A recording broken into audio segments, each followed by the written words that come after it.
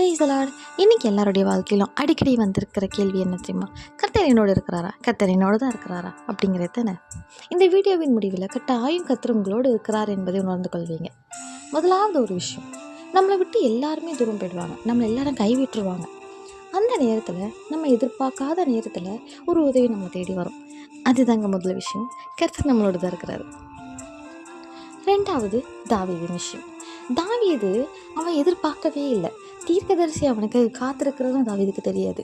ஆனால் தாவீது எதிர்ச்சியாக வரும்போது தீர்க்கதரிசி காத்திருந்து எப்படி தாவீதுக்குரியதை தாவீதுக்கு கொடுத்து அபிஷேகம் பண்ணினாரோ அந்த மாதிரி தான் உங்கள் வாழ்க்கையிலையும் நீங்கள் எதிர்பார்க்காத டைமில் உங்களுடையது உங்களை சேர்ந்து உங்களை கண்டிப்பாக வந்து சேரும். மூணாவது ஒரு விஷயம் சொல்லிட்டா, இது வித்தியாசமாக இருக்கலாம், ஆனால் யோசிச்சு பாருங்களேன். பைபிளில் எந்த தீர்க்கதரிசி, பைபிளில் எந்த தேவ மனுஷனும், பைபிளில் யாருமே குறிப்பிட்டப்பட்ட யாருமே பசியில் வாடி போனதா காட்டவே இல்லை. நீங்கள் பசியில் வாடாமல் இருக்கீங்க, உங்களுக்கு தேவைக்கு அந்த நேரத்துக்கு ஏற்ற உணவு உங்களுக்கு கிடைக்குதுல்ல, அதுவே மிகப்பெரிய ஒரு அறிகுறி கர்த்தர் உங்களோடு தான் இருக்கிறார். நாலாவது, உங்களோட தேவைகள் சந்திக்கப்படுவது. நீங்கள் அவ்வளோ பிரச்சனை, சுற்றி அவ்வளோ பிரச்சனை, இந்த பக்கம் போனாலும் பிரச்சனை, அந்த பக்கம் போனாலும் பிரச்சனை, இந்த பக்கம் வந்தாலும் பிரச்சனை, ஆனால் எதுலேயும் சிக்கிக்கொள்ளாதபடிக்கு உங்களை ஏதோ ஒன்று தூக்கி இருக்குதுல்ல, அதுவும் ஒரு அறிகுறி தாங்க கர்த்தர் உங்களோடு இருக்கார்.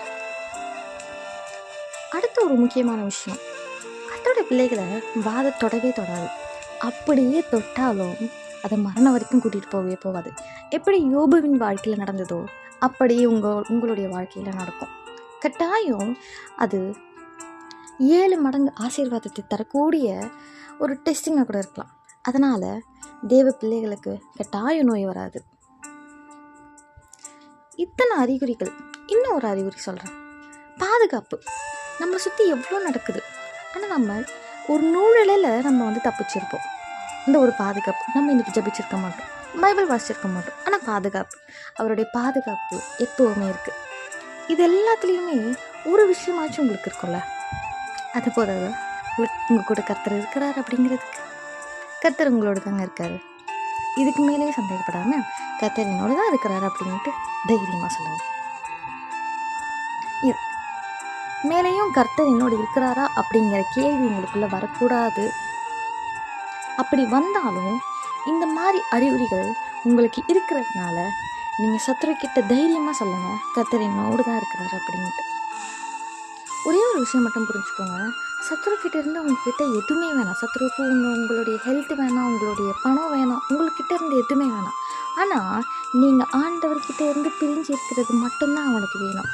அதனால் அவன் ஃபஸ்ட்டு கை வைக்கிறது கர்த்தர் உன்னோடு இல்லவே இல்லை அப்படிங்கிற ஒரு எண்ணத்தை கொண்டு வர்றது தான். அதனால் அதுக்கு இடம் கொடுக்காம அதில் இருந்து எப்படியாச்சும் நீங்கள் உங்களை விடுவிச்சு அவங்ககிட்ட சொல்லுங்கள், கர்த்தர் என்னோட தான் இருக்கிறாருன்ட்டு. நம்புறீங்களா?